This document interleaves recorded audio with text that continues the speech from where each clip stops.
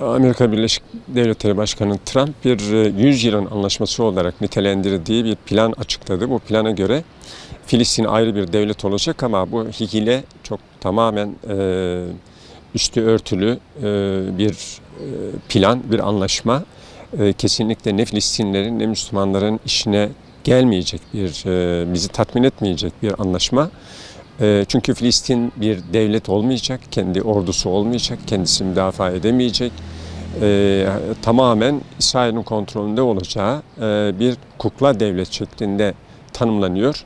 Dolayısıyla bunu Müslümanların, Filistinlilerin kabul etmesi asla mümkün değildir. Ama bir acı gerçek var bu işin içerisinde. Trump'ın işbirliği ettiği Suudi Arabistan, Birleşik Arap Devletleri gibi, emirlikleri gibi bir takım Müslümanların içinde artık bizim yaramıza merhem olmayacağını düşündüğümüz insanların da desteğini alarak bu anlaşmayı ilan etmiş olması düşündürücü. Bu tamamen bir dayatmadır, bu tamamen bir tuzaktır. Müslümanların bu anlaşmayı kabul etmesi mümkün değildir. 100 yılın antlaşması olarak da ilan edilmesi tamamen bir safsatadır. Biz bu anlaşmayı bir paçavradan ibaret sayıyoruz. Dünyanın her tarafında Müslümanlar nümayişlerle bu anlaşmayı reddetmiştir. Zaten böyle olunca bu anlaşmanın yürürlüğe girmesi, hatta imzalanması asla mümkün değil. Nitekim Filistin'de hem Hamas hem El-Fethi hem de Devlet Başkanı Mahmut Abbas bu anlaşmayı tanımadıklarını ifade etmiştir. Bu anlaşma dolayısıyla ölü doğmuş bir anlaşmadır. Müslümanların hiçbir yerde, hiçbir aklı başında Müslümanın bunu kabul etmesi mümkün değildir. Çünkü Lozan Antlaşması'nda da maalesef bir Yahudi vardı. O gün Lozan Antlaşması ile Osmanlı dağıtıldı.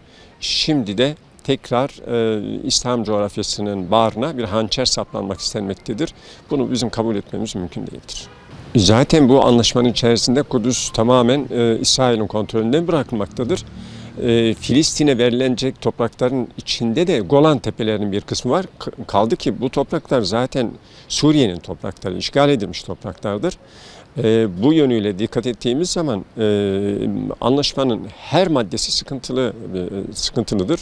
O yüzden de zaten kabule yakın bir anlaşma değildir. Bildiğimiz gibi geçen gün Amerikan Başkanı, büyük şeytanın sarhoş haydut başkanı Filistin'le ilgili, Orta Doğu'yla ilgili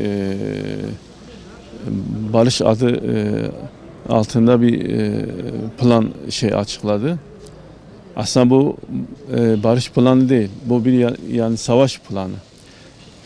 Filistin'i, Kudüs'ü, Mescid-i Aksa'yı yani imha planıdır.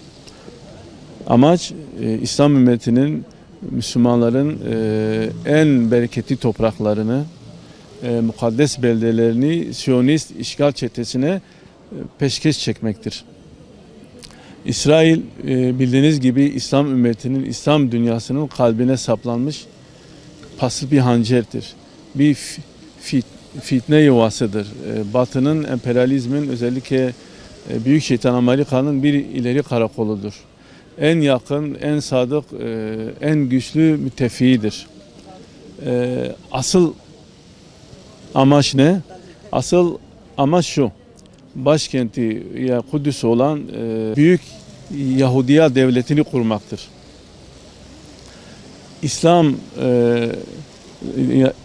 İslam aleminin tam ortasında